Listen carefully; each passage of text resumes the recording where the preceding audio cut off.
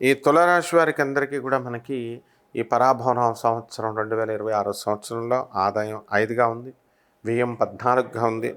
And రాజ్యపూజ్యం 6, అవమానం 3గా ఉంది. కాబట్టి మనకి తులారాశి వారికి అందరికీ కూడా చక్కగా అధికంగా వ్యయము అనేటటువంటిది జరుగుతుంది. లాస్ట్ ఇయర్‌తో పోల్చుకుంటే కనుక ఈ సంవత్సరము ఖర్చు చాలా ఎక్కువగా మీరు ఖర్చు పెట్టాల్సినటువంటి పరిస్థితి ఉంటుంది.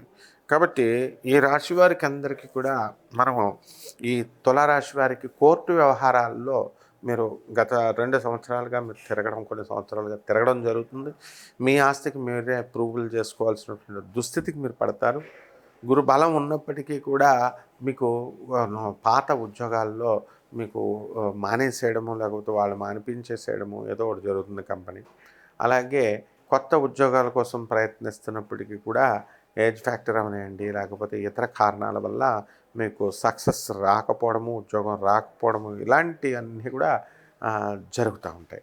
కాబట్టి ఈ తులారాశి వారికి అందరికీ కూడా మనకి ఆరోగ్యం వచ్చేసరికి బ్రహ్మాండంగా ఏర్పడుతుంది. మంచి ఆహారపు అలవాట్లు, మంచి లా దీని బ్యాడ్ హ్యాబిట్స్ లేకుండా మంచిగా ఉండడం ద్వారా లాంగటివిటీ ఆఫ్ లైఫ్ అనేటటువంటిది మీకు పెరగడానికి అవకాశాలు అధికంగా కనబడుతున్నాయి.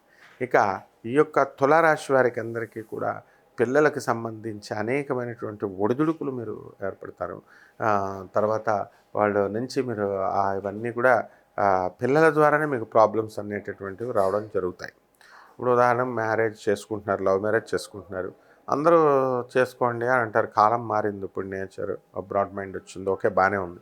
కాకపోతే అవతల వాళ్ళు ఏ రౌడీ షీటర్ పిల్లలనో, లేకపోతే పొలిటికల్ లీడర్ల పిల్లల్ని, రిస్క్ ఉన్నటువంటి పొలిటికల్ లీడర్ పిల్లల్ని వీళ్ళు ఎలూప్మెంట్ చేసుకోవడం, లేపుకొని వెళ్ళిపోయి పెళ్లి చేసుకోవడం, దీని ద్వారా అనేకమైనటువంటి సమస్యలు. వాళ్ళు బాగానే ఉంటారు, పెళ్లి కొడుకు తండ్రిని పట్టుకోవడం, ఇలాంటి ప్రాబ్లమ్స్ ద్వారా ఈ తులారాశి వారి పేరెంట్స్ అంతా కూడా మీ పిల్లల ద్వారా మీరు ప్రాబ్లమ్స్లో ఇరుక్కోవడానికి అవకాశాలు అధికంగా కనబడుతున్నాయి.